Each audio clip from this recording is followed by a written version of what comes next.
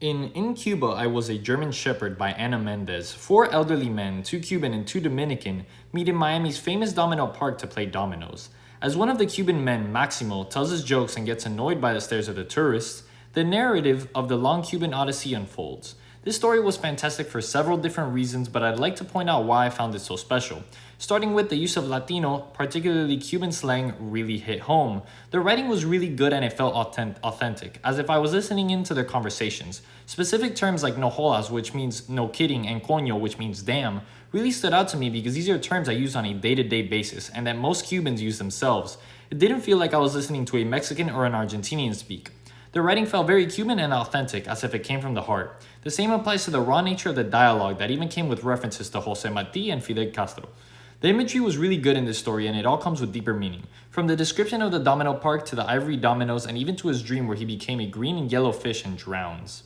However, it's important to mention the use of imagery in regard to his comparison to being an agitated animal. The author writes he felt like an animal and wanted to growl and cast about behind the metal fence.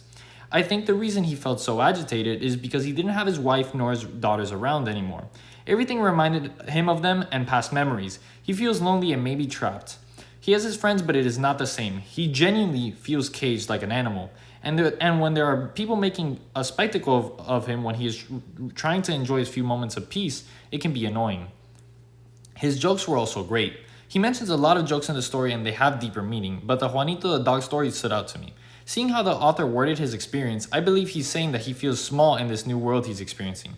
With the Juanito the little dog reference, as if he was being a stray, taken in by some big home. He's basically describing the immigrant experience of being lost and confused in a brand new country.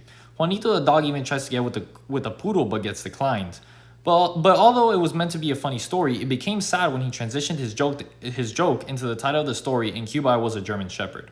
I really enjoyed the title because at first I was confused, but as I read into it, I understood the meaning because it shows how in America he can see himself as insignificant and small. Meanwhile, back at home in Cuba, he was a big dog amongst others and proud.